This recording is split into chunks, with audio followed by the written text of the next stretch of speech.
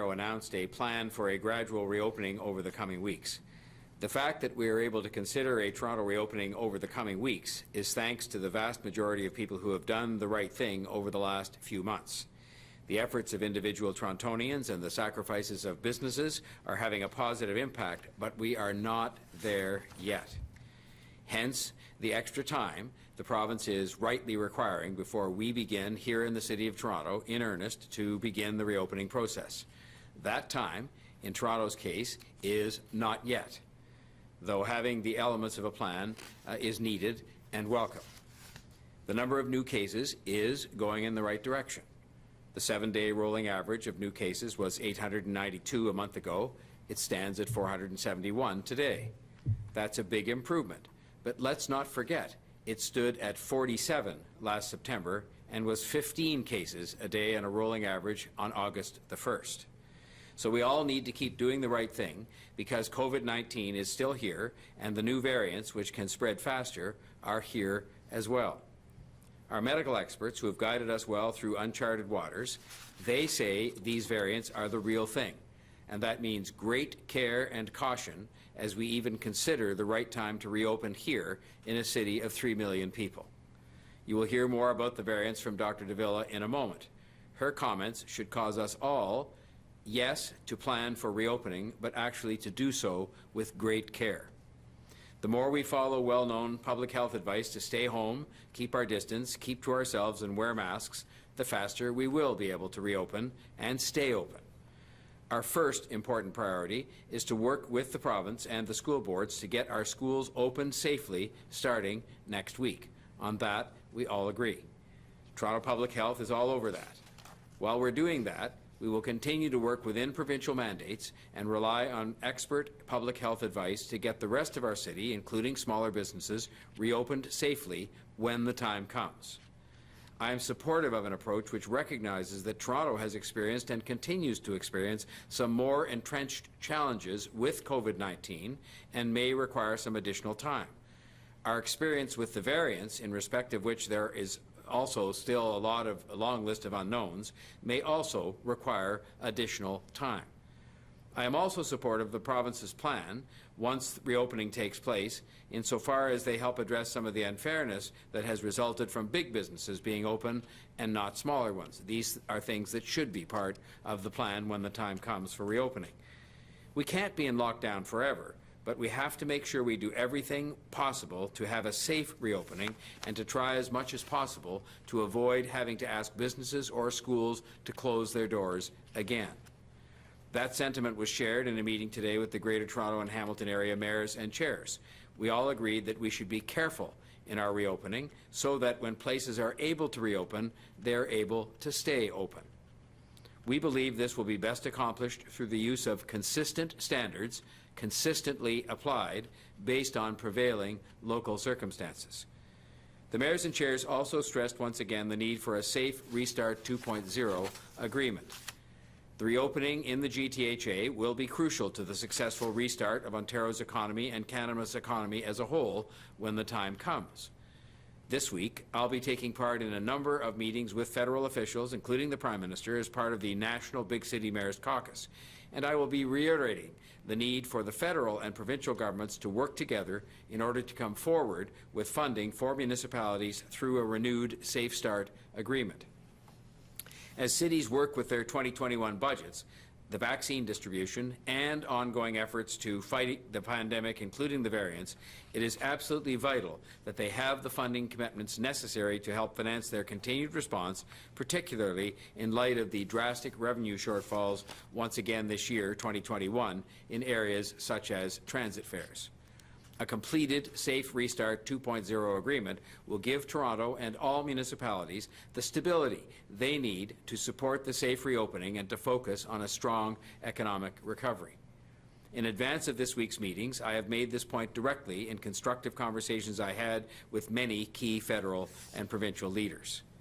Renewing this agreement early in 2021 will be the best way to make sure municipalities can continue to respond to this unprecedented pandemic and the variants, and continue to make much-needed investments in major capital projects, which create jobs and will help to renew vital infrastructure that will be crucial to any successful economic recovery. I look forward to reporting to you on those meetings and the progress made in those meetings later in the week or early next. And now I would ask Dr. Davila to offer her report for today. Thank you, Mayor Tory, and good afternoon. Today, I am reporting 421 new cases of COVID-19. 414 people are in hospital and 94 are in the ICU. Sadly, 13 people have died. With regard to data, the transition to the province's system is now largely complete, and we plan to resume full reporting shortly, like later this afternoon. In the short term, there remains the possibility of some adjustments or some updates to data as a result of the transfer, which for the most part has gone very well, given the size and the complexity of this task. Today, we are in a transition from one pandemic to another. A transition to a new pandemic. It was inevitable the variants of concern would emerge in Toronto. The UK variant, B.1.1.7, is confirmed. Screening indicates the South African variant, B.1.351, and the Brazilian variant, P1, are here too. I take the view that it is important to see the circumstances for what they are. We are in a position of great uncertainty with respect to variants, but what we know is alarming. I understand the value of preparing for the time we can lift restrictions. From a public health perspective in Toronto, that time is not now. Decisions to reopen do not come with guarantees, except that cases of COVID-19 will rise when we interact again more frequently. We've seen this before. There's no reason to believe it will be different this time. In fact, there's probably less. If, as expected, variants of concern become the dominant strain in Toronto, there is an even greater likelihood of case counts increasing, given increased transmissibility is proven by science to be true. Last week, I spoke to projections about COVID-19 deaths if transmission increased going forward. Here is a more detailed look at that in work provided by the Centre for Disease Modelling at York University. The model examines the levels of death at various levels of virus transmission. It is based on transmission rates as seen in Toronto in mid to late January. On that basis, according to the model, with unchanged transmission rates, the death toll for Toronto would rise to almost 5,500 by this May. If transmission increased by 10%, the model finds Toronto's death toll would rise to slightly more than 9,200 fatalities. If transmission increases by 20%, we would expect 15,865 deaths by May of this year. So far in the pandemic, we've seen a little more than 2,500 deaths in total.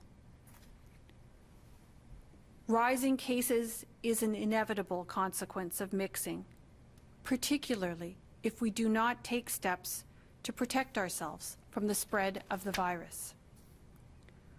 Recall that at Thanksgiving and Christmas last year, we saw corresponding rises in case counts afterwards. Illness, strain on the healthcare system, strain on healthcare workers, strain on the economy. There is also the return to school to consider in this context, which is now a little more than a week away. So we will face a real challenge when presented with the opportunity to move about again with reduced restrictions, but without more protection from COVID-19. Add to that the real chance there is actually greater risk of infections because the variants of concern make COVID-19 even easier to catch and easier to spread. COVID-19 and its mutant variations are out there, seeking a host through which to live and through which to spread to the next person and the next person and the next. There is always a lot under our control as individuals.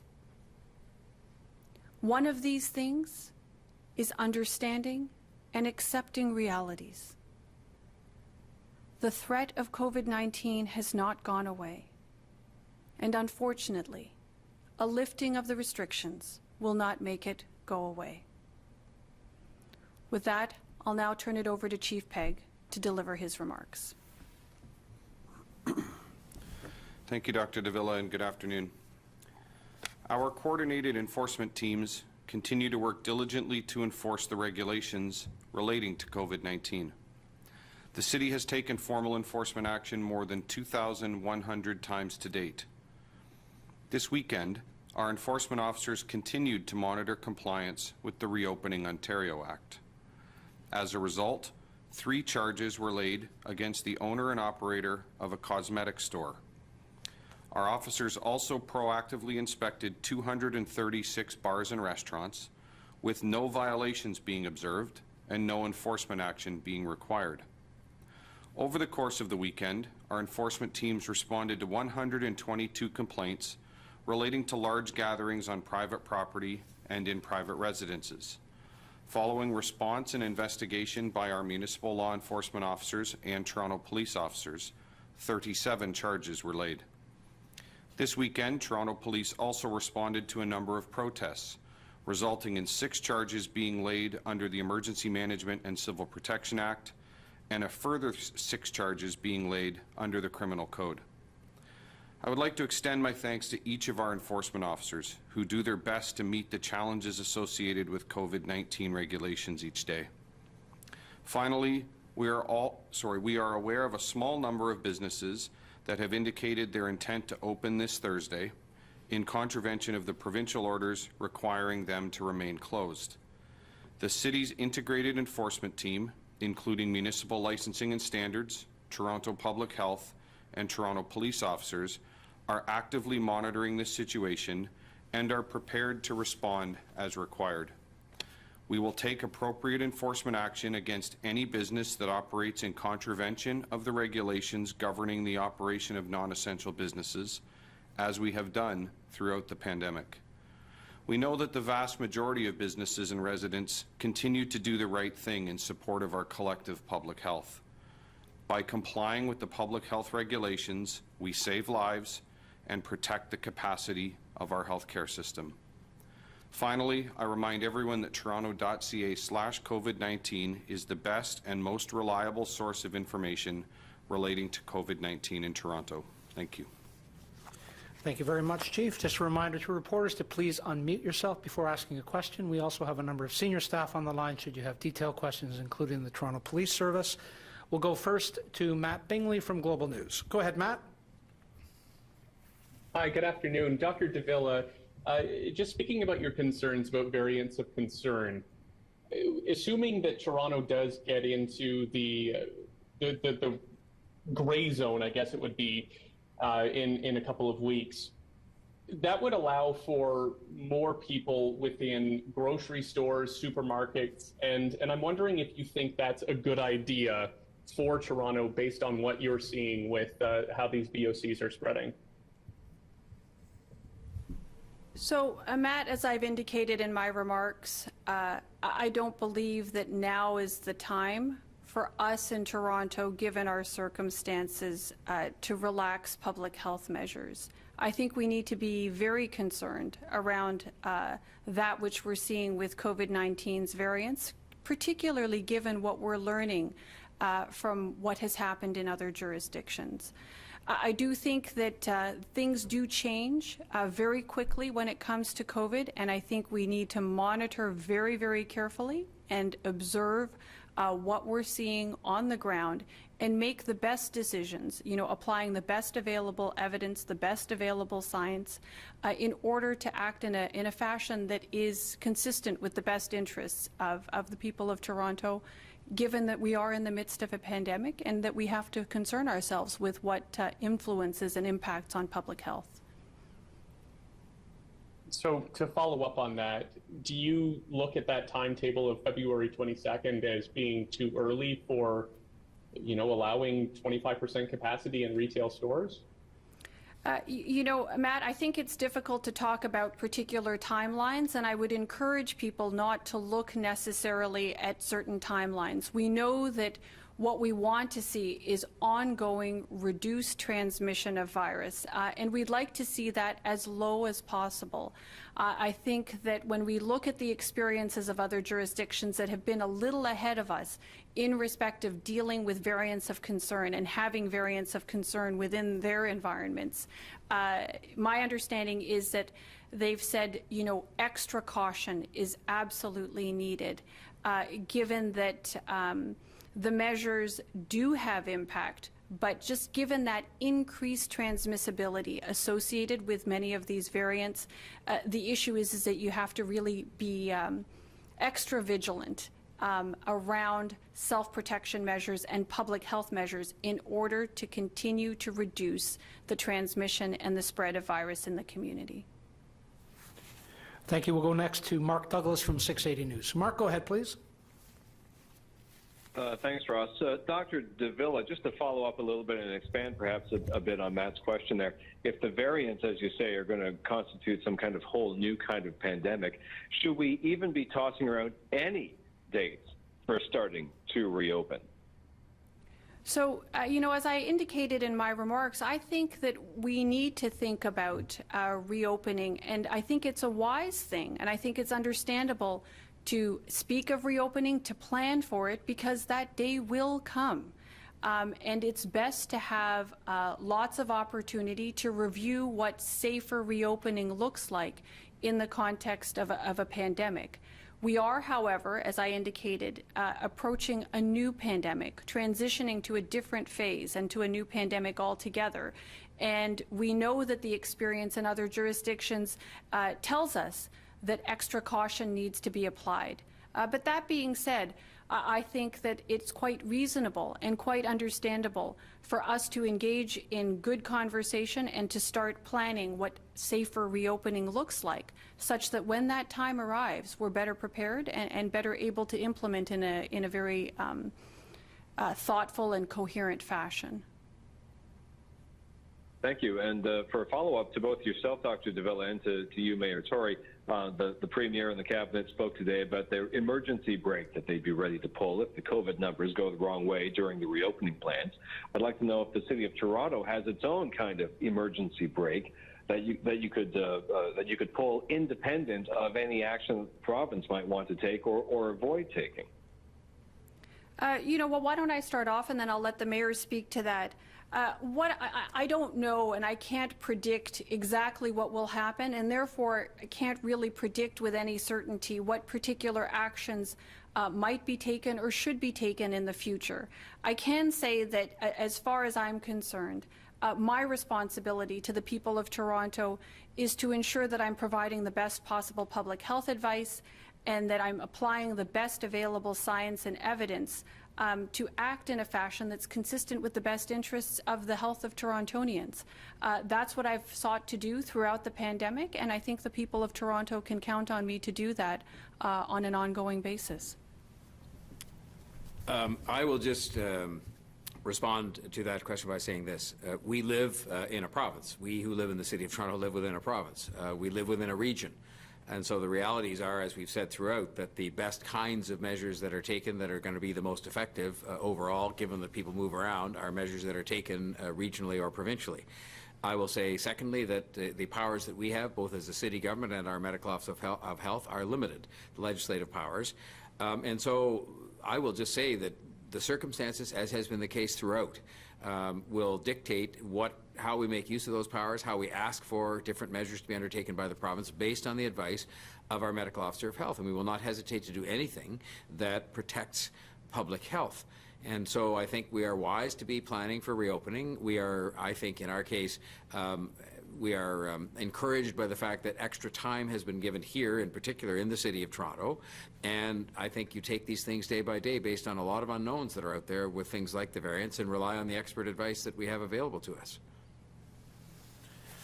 All right, thank you. We'll go next to Trevor Dunn from CBC News. Trevor, go ahead, please. Thank you, Brad. Dr. Davila, I'm struck by this term you use, new pandemic, that we're transitioning to. It's still unclear in Toronto where we're going in terms of reopening the economy. We do have a firm date on the return to school. So what is your message to the thousands and thousands of families sending their children back to school in Toronto next week, at the same time that we're entering, as you say, a new pandemic?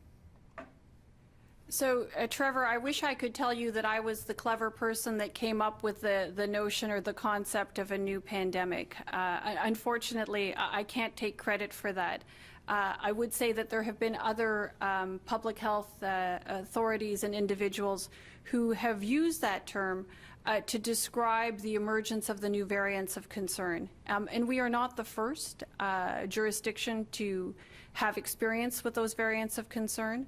But in every other situation where variants of concern have emerged, that transition from the old variants to the new ones, from the old pandemic to the new one, has been observed. So I can't imagine that we would be all that different. I see no reason why we would be. With respect to school reopening, this is something that I think has been very carefully considered by a number of public health authorities and child health authorities as well. And I do think that on balance, and based on our own experience and the experiences that we've seen in other jurisdictions, that there is a way to provide our children the best benefits, the benefits that can be obtained through in-person learning. There are so many health benefits associated with that. And I do believe that there is a way to run our schools in a way that allows for our children to have all those benefits of in-person learning, while at the same time provides for, a safer environment, as safe as possible an environment in the era of COVID-19 and in the midst of the pandemic. We've learned a lot from our experiences in the fall. All those lessons learned will continue to be, implemented as we move forward. And of course, as with everything, we monitor very carefully and make decisions based on what we see at the time, in keeping with the best available science, and also with the idea that what we're trying to do is act in the best interests of the population, whether we're talking about students, their families, or beyond. Okay, thank you. And a question now about the infection rate and new case numbers we're seeing with respect to the new variants. Some more encouraging trends we're seeing today in terms of new infections. But the variants are already here, are they not? It's been a few weeks now that we've had B117, and the South African variant case that you found, that was no travel history, so it's community spread maybe in the community. If the new variants are already here, why are we seeing this downward trend in cases when they're so much more transmissible? So, what we have seen in the experiences of other jurisdictions is that, while you do see some impact with respect to, the original variant through public health measures, that there is a little bit of a delay in respect of what we will see on case increases associated with variants of concern, particularly with relaxed or reduced self-protection or public health measures. It does take some time before the real impact, the full impact of new variants of concern are really felt in a particular environment. That's been the experience in every other jurisdiction thus far where these variants of concern have emerged and become the dominant strain. And my sense is that we should expect that our experience should line up with that which we see in other places. Thank you. We'll go next to Mark McAllister from City News. Mark? Thank you very much. Dr. Davila, just to further everything that my colleagues have excuse me, asked you to this point, we've gone through 2 phases now of different forms of lockdowns and reopenings, and now that we're at this phase where the province is slowly going to be reopening things again, and in the same breath you're saying new pandemic variants that are going to cause more problems, are you worried that we're going back and forth a little too much, and perhaps we're going to end up locking down yet one more time, if not more? So, Mark, within the context of the COVID-19 pandemic, new or old, right, I've always been concerned. That's my job. My job is to be concerned around what we can do, what advice we can provide, and how best we can protect the health of the residents of this city. I think that when we look at our experience thus far and the experiences of other jurisdictions, the general learning is that we need to be relatively early on with public health measures, and we need to be vigilant around maintaining distance as much as possible.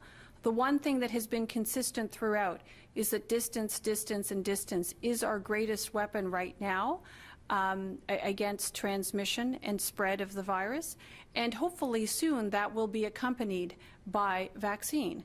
So, the combination of those 2 tools in our toolkit, I think, offer us some hope for the go forward. But in the meantime, I would suggest that it's best, particularly for Toronto at this time, to continue in its current state, as difficult as it is.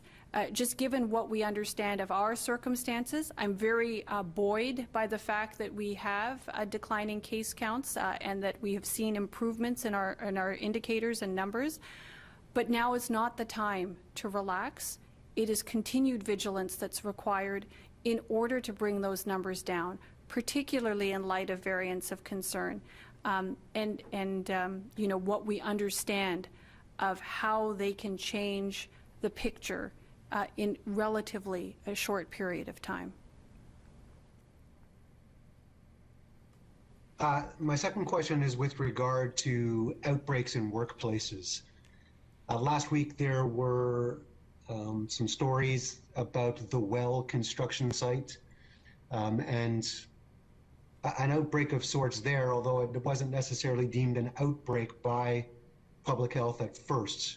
So first part of my question would be, how would you define an outbreak? And we've asked this probably a few times of you through the course of this. And secondly, there was some indication that perhaps you would be identifying the workplaces even more so than you are now as a result of this. Is that correct? So, Mark, that's correct. With respect to outbreaks, generally we're looking at 2 or more cases with a link to a specific space. And in this case, you're talking about a workplace. It's not entirely clear to me that we hadn't defined. I don't think that that's the case. We had characterized that which was happening, things that are 2 or more cases with a clear link to the workplace as a workplace outbreak. That's our standard definition and process when it comes to investigating those situations. As for workplace reporting, the Board of Health did ask us, as Toronto Public Health, to provide a more fulsome list of workplace outbreak reporting in the context of COVID-19, in the spirit of transparency, and to inform the public of that which is happening within workplace settings throughout the city. Clearly, we are moving forward with that. However, one caveat to that is that we do need to make sure that this is being done in a fashion that does protect the confidentiality of personal health information and that prevents the identification of individuals who may be involved as cases within those outbreaks. So it does limit it to organizations of 20 or more employees, so as to provide for that privacy for individuals who may be involved in those work settings. Thank you. We'll go next to Francine Copen from the Toronto Star. Francine, go ahead, please.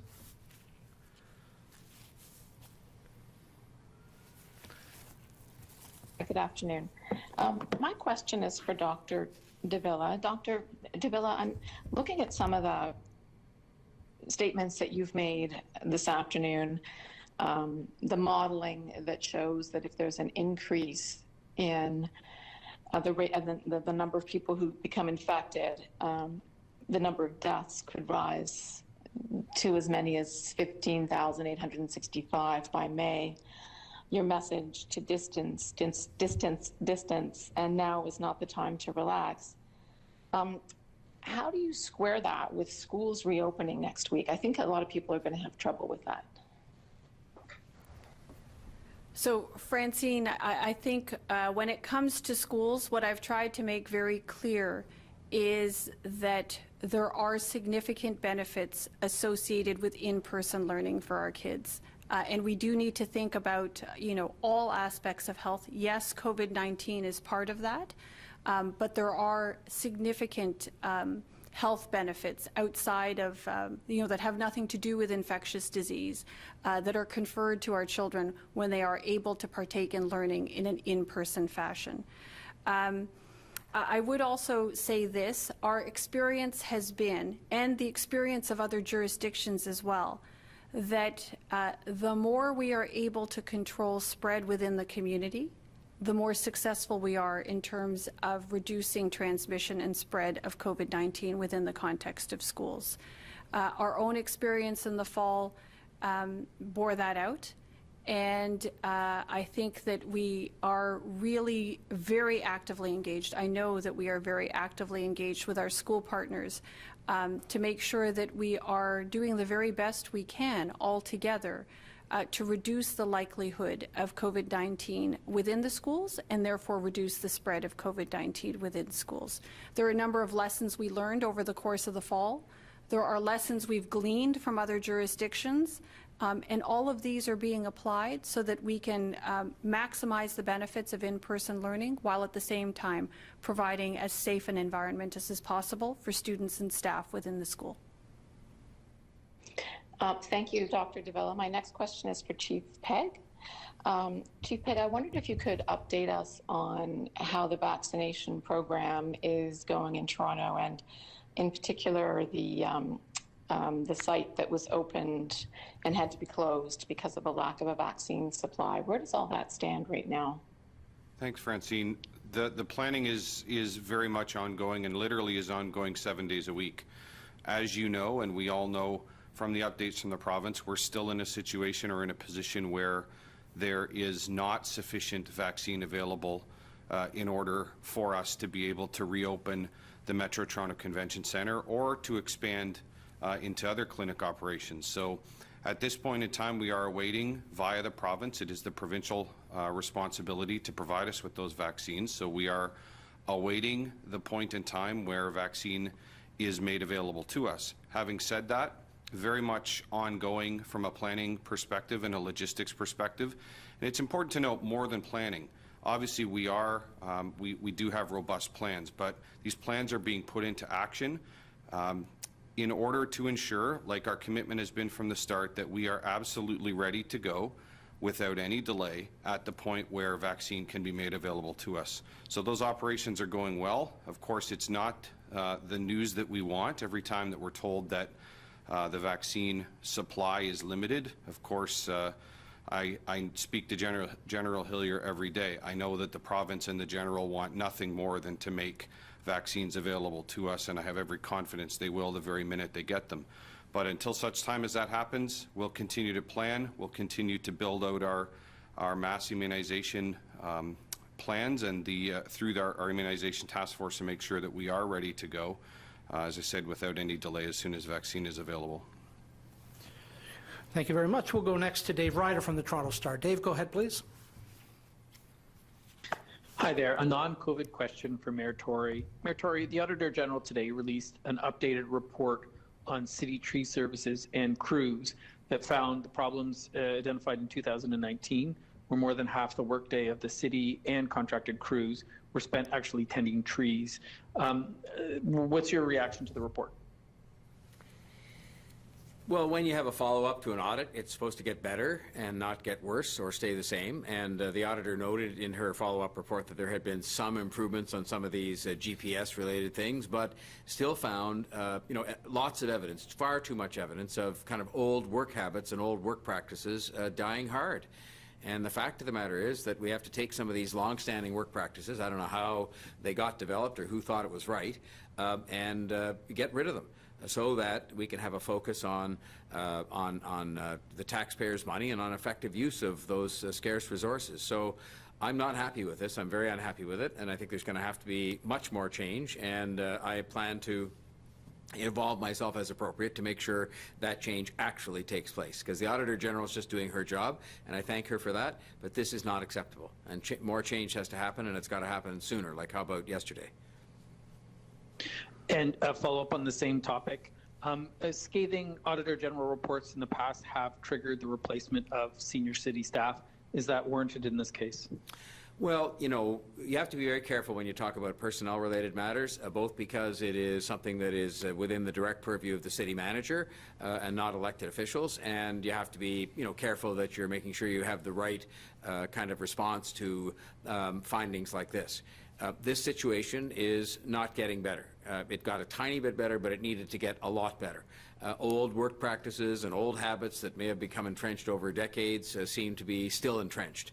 And so we're going to have to figure out, what remedy is appropriate to make that change happen. And any remedy that will help make this change happen so we can look the citizens of Toronto in the eye and say that these kinds of work practices that don't involve good value for money have been eliminated would be something that I would look at, and we'll take it from there. Thank you. Final question is to Denise Peglinawan from the Canadian Press. Go ahead, Denise. Hi, my question is for Dr. Davila and maybe Mayor Tory. My colleague is asking if you can clarify, Dr. Davila, that you're saying that as of right now, Toronto won't be ready to reopen on February 22? So Denise, what I'm saying is that right now, at this moment in time, reopening is not what I would recommend for the City of Toronto. I think we need to continue our efforts to reduce virus spread. We still are seeing COVID-19 spread and transmission as evidenced by our case rates.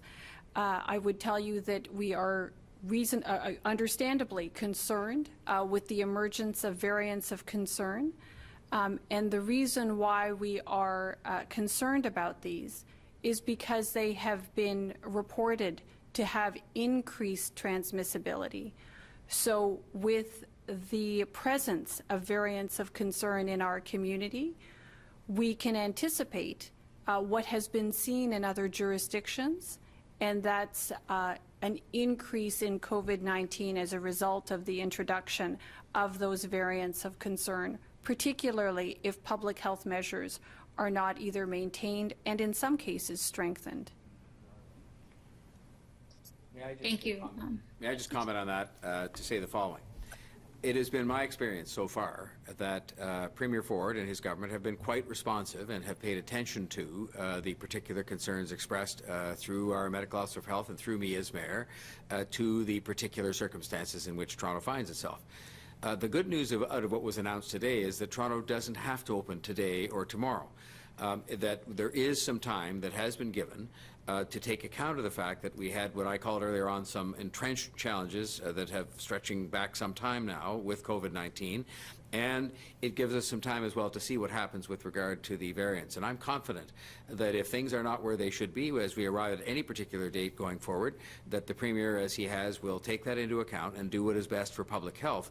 Because after all, I mean, if this city isn't healthy, then its economy, it can't be healthy, its people can't be healthy, its students can't be healthy, the city itself won't be healthy, and I know that he doesn't want that. I certainly don't. The medical officer of health doesn't. So it'll be our job to watch what's going on and watch all these developments very carefully and give him the best advice that we can, which I think we've both been trying to do throughout this entire experience. Thank you. And as a follow-up for Dr. Davila, are you planning to continue asymptomatic testing for schools when they open? So Denise, what we have done with our testing partners in the context of Toronto schools is to use expanded testing as something that supports our investigations, whether it's in respect of outbreaks in schools or cases where we need further information to understand where might this person have acquired their COVID-19 infection, or when there appears to be a lot of COVID-19 within a particular school community. We have found that that actually gives us the most value and the most benefit in terms of the resources that are put into it, and actually helps us direct our investigation and direct actions in a way that best protects the health of students and staff within a particular school community.